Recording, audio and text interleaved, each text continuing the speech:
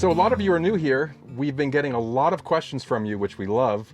And we figured we'd do a video to answer some of them and give you an idea of why we're doing what we're doing, the story behind it. Yeah. Question number one, we probably get a lot. Why did you leave your house? Why did you decide to do this? Yeah, so that's a good one, right? This goes back to COVID. During COVID, our careers are in hotel management. We were back in New York. We were going to empty hotels every day while friends and family were working from home, kicking back, some people traveling in RVs and vans. We kind of just looked at each other and thought, like, how do we get the short end of this stick? Right. You know, having to, we were grateful. Obviously, we had a job, but we had to go into empty hotels, no energy, just nothing going on. And some days, just us at the hotel. We worked at separate hotels. Yeah. So that's really what planted the idea. But obviously there's another layer to that too.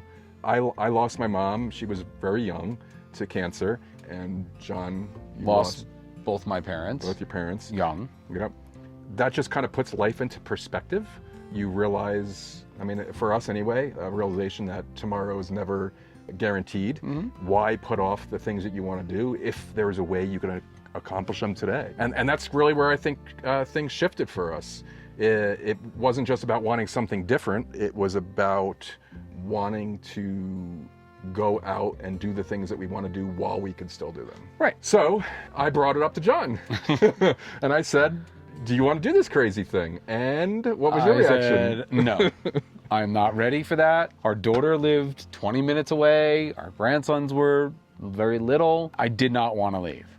I said, nope, not yet, not ready, maybe someday. I thought, okay. I'm not going to bring this subject back up again. If it's meant to be, it's meant to be. Wouldn't you know, not too long after that. Yeah, 9 months, maybe a year. Yeah. I said, I'm out, let's go, I'm done. You can imagine my reaction. Put the house up for sale. What?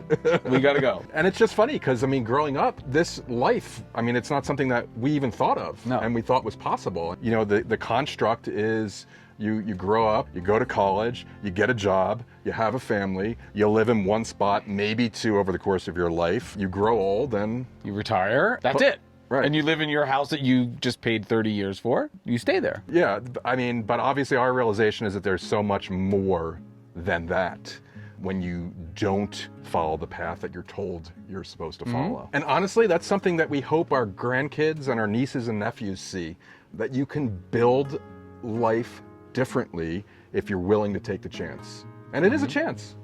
Yeah, it's a big chance. We were quitting, we quit our jobs. In essence. Right. We were leaving. Right. And I think we'll touch upon this later, but we were fortunate, obviously, but it is a gamble because it's just not the way society is set up. It's not the accepted norm. Right. Yeah. So question number 2 for John, what did you do before this?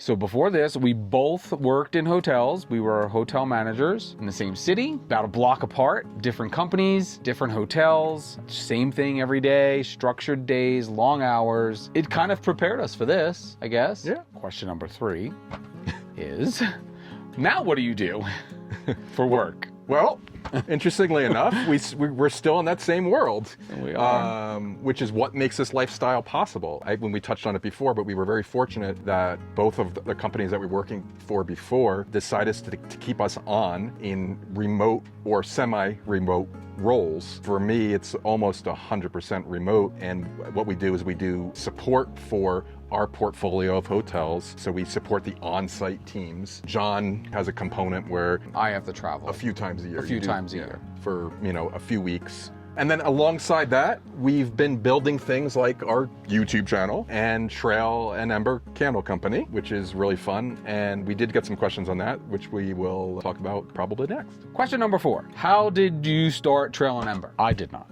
That's a good question. We get that a lot.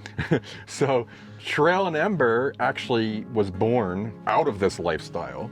Yeah. We travel to many different places and we get to experience, many different locations. Everywhere we go, there's a feeling tied to it, whether it's the mountains, the coast, the desert. And city. Yeah, a city too. And we realized how much sense can bring you back to those places. I agree. So it started as the idea of capturing places and experiences in a different way, kind of like something that you could take with you. So it reminds us of places we've been, but it also is a really unique way to bring you all into our space and our life to kind of experience those as well through the stories and the sense that we have up on the website. All right, let's go take a walk. So, question number 5. Number 5. How do you afford this lifestyle? Well, we rely on our full-time jobs. That's how we make a living. That's how we're able to pay for the things that we have. This wasn't a quit everything and just figure out and see what happens. This is sustainable for us right now. And over time, we are layering in things like YouTube, the candle company, because those are things that we're growing, not things that we're relying on. Because at the end of the day, this is expensive. We have a vehicle, we have a rig, we have A ranch that all costs money to maintain. Truck, thank God. Somewhere so there's far, wood. knock on wood. Nothing has ever happened to the truck over here. But the rig constantly needs maintenance. Yeah. Whether it's redoing ball bearings or anything. So question number 6, what's the hardest part?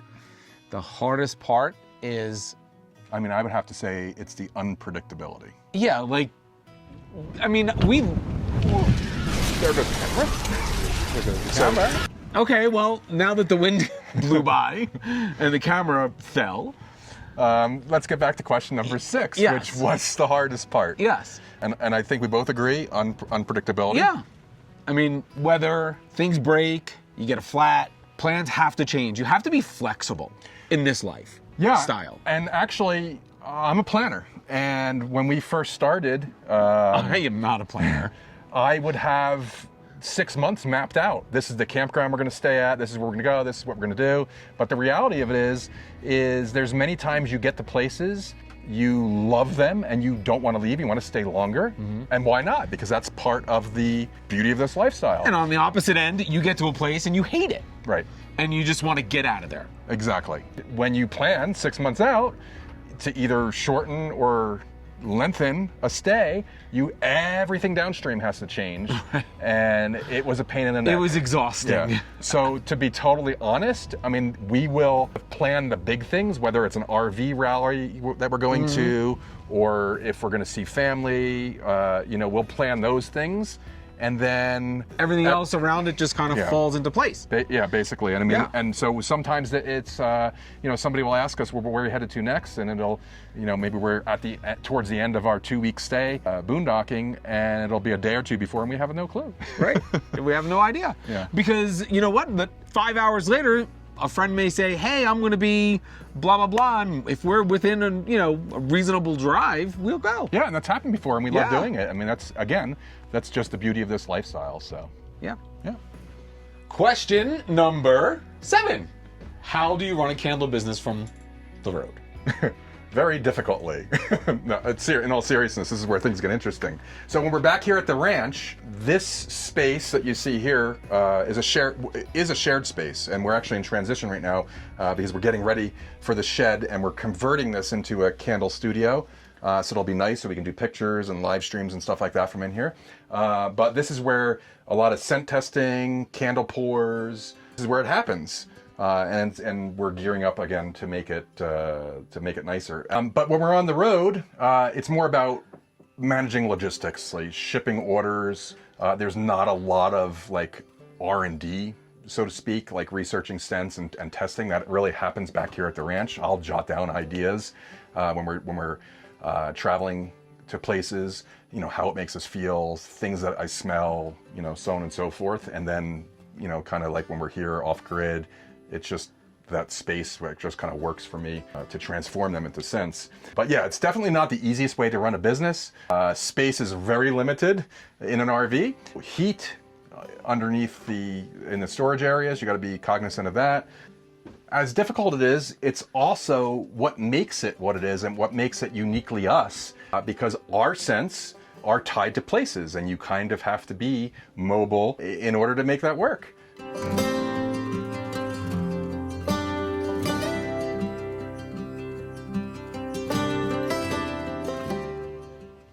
So question number 8 is, what is the plan with this land? The plan with this land is, we're still building it. And it's meant to be a place to come back to, a place to host family, friends, and a place to escape to, where we just need some time to be not on the road and decompress. It's not just some place to stay, it's something that we're building out, right? It's D&H Crimson Sky Ranch. So eventually, this will be our grandsons. And what is the D&H? Daxton and Holden. Hi, boys! So we'll see where it goes. See where it goes. Now, question number 9. Are you living at the ranch? So the short answer is no, not now. But like we just said, it's a place that we can come back to, and we're certainly progressing towards it's a place that we could potentially live at the ranch in the future if that's what we chose. We do love it here. It does get cold in the winter. We're 7,000 feet of elevation, but it's a beautiful place. But the reality is we still have the travel itch. There's still so many places that we haven't seen. We're hoping 2027 is going to be an Alaska year. Woohoo! Yes. So it's just, basically, again, it's just a place that we come back to, and we were trying to make that as easy as possible. So when we get here, we pull up, we're good to go. We don't have a week to get set up. It's just easy. We have a lot of ranch neighbors that we're friends with, so it's a fun place that we go to barbecues and get-togethers. So for now, the answer is no, we're not living at the ranch. So if you haven't noticed yet, we've been taking you to different places on the property so you can kind of get a feel of different areas. And where are we now, John? This is my favorite tree on the whole property. It's dead, but I call it my Nightmare Before Christmas tree. And you even put lights on it when we first got here. I put lights on it, but the rats ate the lights. Here's the solar panel. But it is a cool looking tree, and it overlooks the open land around us. It's very cool. Yeah, it is pretty cool. Question 10. All right, question 10. Do you ever regret it? No, I don't know that I ever will. It's not easy being out here. It's tough. Things are far. I mean, the closest grocery store is 40 minutes away, and that's just a regular grocery store. Walmart's an hour and a half. No, I don't think for both of us, neither one of us regret it, but it's difficult. Yeah, it's difficult. Remember that first fall that we were out here? At the time, we didn't have as much solar, and we were relying on our generators, yes. And it was so cold. It was freezing. And what happened to the generator? Literally in the middle of the night. Dead. Dead. Boom. It was a working generator. It was fine. Yep. We got here, it was dead. We had no heat that night. No heat. It was freezing. And we had to travel literally 2 hours to get another generator. So that's the closest Home Depot or Lowe's or anything. But I agree with John. Regret, absolutely not. No. Definitely a learning curve. But that's part of what we're doing, right? We're trying to make it easier to be here. Correct. When we're here by adding the solar and all the outlets and the charging. Yeah. And our ranch neighbors say that they usually gauge things by they look at people and they figure how long they're going to be out here. And I'm sure there were some bets onto how long we were going to last. Sure. But here we are, 3 years later, we're still here. We don't stay here like they do. They are here full time. Most of our ranch neighbors. That's not us yet. Yeah. But even on the tough days, we're still out here in this beautiful place, building something that actually feels like our life. Pretty cool. So this little section here is one of my favorite spots on the property. I don't know what it is about it, but there's a pretty cool feeling. And Daxton and Holden will remember it for being the spot that we searched for all the petrified wood and other rocks and things. They basically just come to the surface out here as the wind blows or after we get rain. It's just all over.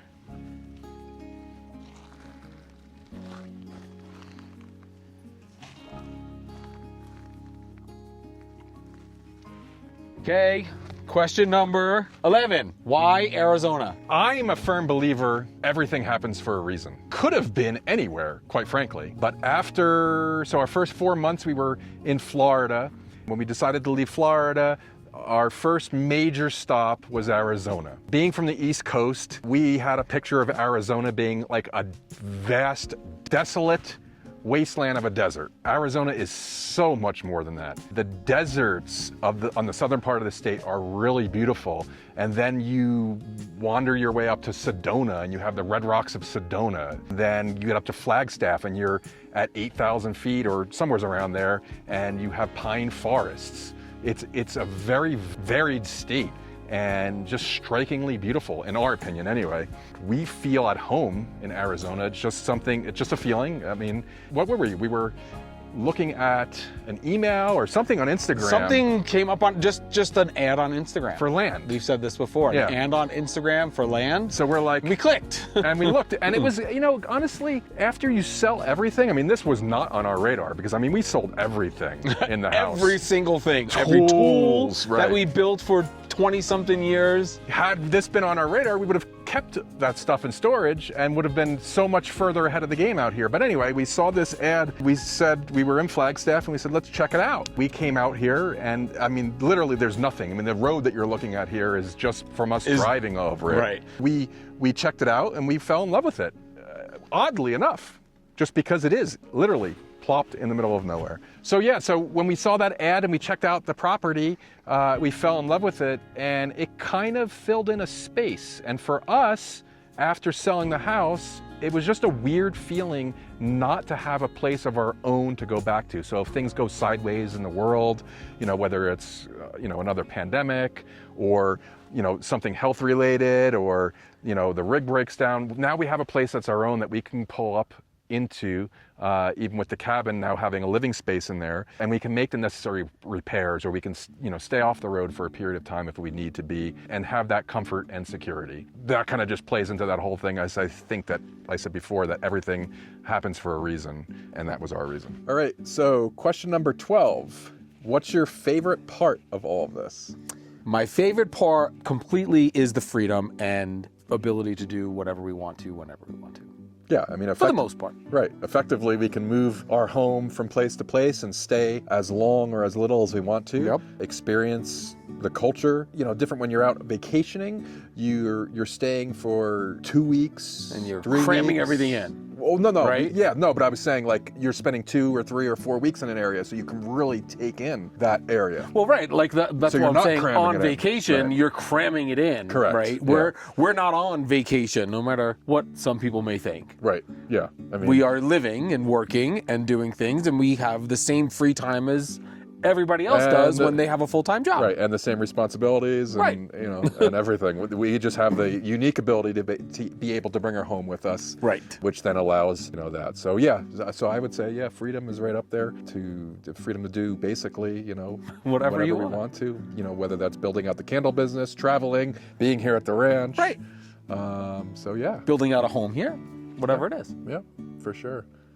Very fortunate. In last week's video, we announced our winner for our April adventure giveaway, and we have a May adventure giveaway going on right now. So scan the QR code here on the screen somewhere, and that'll take you to our website where you can sign up under the adventure giveaway tab on our website and give us your name and email address. We will enter you in for this month's and subsequent months as well. This month is a 20-watt portable solar panel for charging your phones and any device, a battery bank, whatever it may be. And I just have to say, I hope we came out here to share the sunset with you, because we have some killer sunsets here. And I don't know if this is the best one because there's some clouds out there, but No, but it's pretty. I'll take a quick shot of it. hopefully it came out good. But anyway, we didn't get to all the questions, so if there's something you're wondering, drop them in the comments below. We may do a part 2 of this. This was really actually fun to shoot and to kind of bring you along to the different areas of the property. So we hope you enjoyed it as much as we enjoyed making it for you. Bye. Bye. Dust in the rear view, free as a bird. This is our time, no matter what they say. Every mile behind only brought us here. Now the road